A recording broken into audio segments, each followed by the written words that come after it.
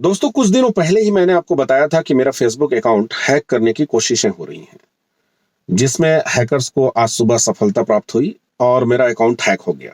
लेकिन इस बार अकाउंट को रिकवर करने में यकीन मानिए मेरा पूरा दिन लग गया और बड़ी मुश्किल से मेरा अकाउंट वापस आया है।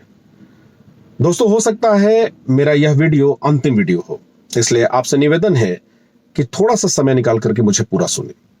नमस्कार, मेरा नाम अकील है और मैं आपको बताना चाहता हूं कि लोकतंत्र में न्यायपालिका, व्यवस्थापिका और कार्यपालिका तीन संस्थाएं होती हैं जिससे लोकतंत्र चलता है।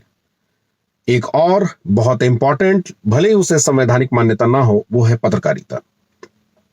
शुरुआत में अखबार थे जिन्होंने मिसाल कायम की अपनी ईमानदारी की और सत्ता को हिला दिया करते थे। बीच में एक दूरदर्शन हुआ करता था जिसे सरकार का भोंपू कहते थे। बाद में प्राइवेट चैनल आए। प्राइवेट चैनल शुरुआत में अपनी विश्वसनीयता बनाने में कामयाब हुए, लेकिन धीरे धीरे सत्ता के जो लोग थे, नेता, वो बहुत चालाक हो गए और उन्होंने इसे मैनेज करना शुरू कर दिया। इंटरनेट जब हाई स्पीड के 2016-17 से प्राप्त होना शुरू हुआ, तब एक जबरदस्त क्रांति आई पत्रकारिता में, वो है सोशल मीडिया की। यानी फेसबुक, इंस्टाग्राम, यूट्यूब, इन सब में आप अपनी बात रख सकते थे। इसे एक उदाहरण से समझते हैं। जैसे जिस शहर से मैं आता हूं, अंबिकापुर जैसे छोटे से जगह पर या सरगुजा में चंद 5-7 मुख्य रूप से अखबार हुआ करते थे। यही अखबार किसी को भी हीरो बनाते थे और किसी को भी जीरो बनाते थे। नेता यदि इन्हें मैनेज कर ले तो सब कुछ सेट हो जाता था, या कोई पैसे वाला इन्हें मैनेज कर ले तो सब कुछ उनके अनुरूप हो सकता था। उदाहरण के लिए, अभी मैं यहां पर वीडियो बना रहा हूं और कोई बहुत रसूखदार आदमी या कोई नेता दुर्भावना से या शराब पी करके मेरी गाड़ी को यहां ठोकर मार दे। एक आम आदमी के पास क्या विकल्प रहता? पहले यह होता था कि वो थाने जाते थे। थाने के बारे में परिचय के वे मोहताज है नहीं, आप जानते हैं कि वहां पैसे, रसूख और सोर्स चलता है। फिर वो रुख करता था पत्रकारों की तरफ। वो प्रेस कॉन्फ्रेंस लेता, प्रेस विज्ञप्ति देकर आता, सभी को रिक्वेस्ट करता, लेकिन वो देखता था कि उसका सुनवाई कहीं नहीं, किसी भी अखबार में 2 लाइन का भी खबर नहीं छपा। तो एक आम आदमी के पास क्या विकल्प था? कुछ नहीं। क्या वो किसी पत्रकार का, किसी अखबार वाले का कॉलर पकड़ के पूछ सकता था कि बताओ तुमने मेरी खबर क्यों नहीं छापी? बिल्कुल नहीं। लेकिन सोशल मीडिया के आ जाने से यहां पर जैसे ही कोई अप्रिय घटना घटित होगी, मैं वीडियो रिकॉर्डिंग शुरू कर सकता हूं या लाइव भी आ सकता हूं। इससे एक बड़ा बदलाव आया, लेकिन इस बदलाव को भी अब कंट्रोल करने की कोशिशें होने लगी। इस कोशिश में सबसे पहले सामने जो बात आई, वो आई अमेरिका से। फ्रांसिस हॉगन के बारे में खबर आई कि वो एक प्रोडक्ट मैनेजर और साइंटिस्ट और इंजीनियर थी जो फेसबुक में काम करती थी। फेसबुक में काम करते वक्त फ्रांसिस हॉगन ने देखा कि फेसबुक नफरत को बढ़ाता है। फेसबुक अपने प्रॉफिट के लिए अमानवीय चीजों को आगे बढ़ाता है। फेसबुक का जो एक एल्गोरिथम है, वो जातीय हिंसा को बढ़ावा देता है और लोकतंत्र को कमजोर करता है। 2 साल पहले हम लोगों ने देखा कि भारत में फेसबुक की जो एग्जीक्यूटिव हेड थी अंखी दास, उन पर आरोप लगा कि उन्होंने सत्तारूढ़ दल यानी केंद्र की भाजपा सरकार के समर्थित लोगों के द्वारा जो हेट स्पीच यानी नफरती भाषण फेसबुक पर डाले जाते हैं, उसको हटाने से यह कहते हुए इनकार किया था कि यदि वो इसे हटाते हैं तो उन्हें नुकसान होगा। काफी बवाल मचा और बाद में अंखी दास को इस्तीफा देना पड़ा। तो फेसबुक, इंस्टाग्राम, ये सब अभी भी पूरी तरह विश्वसनीय बिल्कुल नहीं है। अब कोई क्यों हैक करना चाहेगा मेरे अकाउंट को? तो प्रश्न ये उठता है कि आखिर क्या कारण है कि लगातार इस तरह की चीजें तभी होती हैं जब हम कोई सेंसिटिव मुद्दा उठाते हैं। सबसे पहले जब बैड पुलिसिंग के बारे में आवाज मैंने उठाई थी, तब मेरा अकाउंट हैक हुआ था।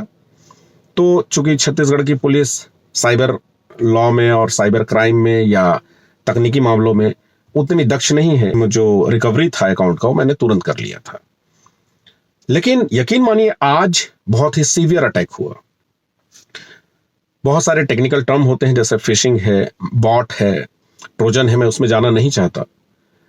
मैं आपको समझाना चाहता हूं कि जब किसी बड़े व्यक्ति के बारे में अगर कोई ऐसी बात सोशल मीडिया पे आती है तो इसका जो एल्गोरिदम है, इसे आप ऐसे समझें, रोबोट का नाम आप सभी ने सुना होगा। रोबोट यानी इंसानी लोहे के शरीर में एक सॉफ्टवेयर फिट हो जो इंसान के जैसा काम करे।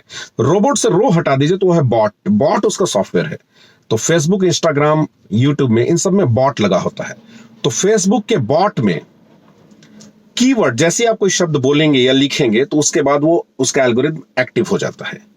अभी हाल ही में जब से मैंने अदानी और टीएस सिंहदेव जो यहाँ के स्थानीय विधायक हैं उनके बारे में वीडियो बना करके और पोस्ट के माध्यम से डालना शुरू किया, तब से मैं परेशान हूं। मेरा फेसबुक अकाउंट हैक हो रहा है और हो सकता है मेरा यह अंतिम वीडियो हो। तो मैं आपको स्पष्ट रूप से बता दूं कि यहां पर उदयपुर क्षेत्र में अदानी के प्लांट हैं। हसदेव का मामला आप सभी जानते हैं, पेड़ काटने के विरुद्ध में आदिवासी आंदोलनरत हैं।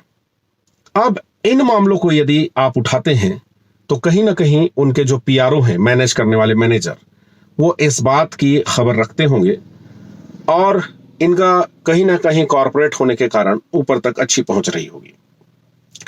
बहरहाल जो भी हो, हम बात अपनी आपके सामने रखेंगे। फेसबुक हैक हो जाएगा तो दूसरे माध्यम हैं और प्रयास करेंगे कि जहां तक हो सकेगा हम सच बोलें और जब तक आपका साथ है यह काम जारी रहेगा। और मैं आज स्पष्ट रूप से बता दूं कि मुझे जानकारी प्राप्त हुई थी कि मंत्रालय में जितने भी बड़े लोग हैं और राजनीति के जानकार हैं, उन लोगों ने कहा कि जब छत्तीसगढ़ में भूपेश बघेल की सरकार बनी तो भूपेश बघेल जमीन जो अधिग्रहण कर चुकी थी सरकार, प्लांट नहीं लगने की सूरत में जमीन वापस करने का नियम था। तो इन्होंने सबसे पहले जमीन वापस की। यानी क्रोनी कैपिटलिज्म जो होती है, अंधाधुंध पूंजीपति को आप लाभ पहुंचाएं, भले जनता का कुछ भी हो, इस दिशा में भूपेश बघेल नहीं गए। तो अब मामला यह था कि 2.5 साल के मुख्यमंत्री के मामले को कहीं ना कहीं कॉर्पोरेट, विशेष तौर पे अदानी, बढ़ावा देना चाहते थे। इससे उन्हें 2 लाभ था कि यदि टीएस सिंहदेव मुख्यमंत्री बन जाते हैं तो उनको बड़े आराम से खुली छूट मिल जाएगी खदानों को लूटने की। ऐसे आरोप राजनीतिक हलकों में आज भी लगते हैं।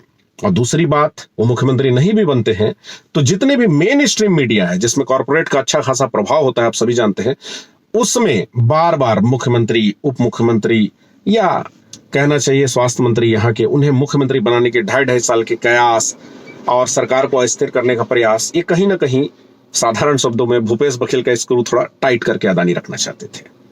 अब ये मामला है, मैंने आपको सेंसिटिव बात है, जो आरोप और जो मुझे सुनने को मिला था मैंने आपसे कह दिया। दोस्तों, आज तक मैंने कभी भी वीडियो के अंत में या पोस्ट में यह नहीं कहा कि मेरे चैनल को सब्सक्राइब कर लीजिएगा, या यदि आप मुझसे जुड़ना चाहते हैं, लोग कहते हैं ऐसा, तो पेज को लाइक कर लें।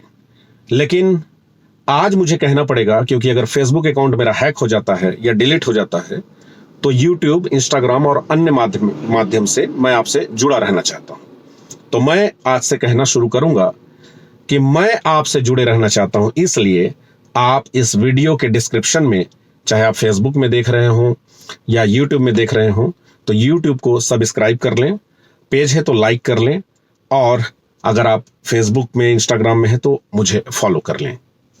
शुक्रिया।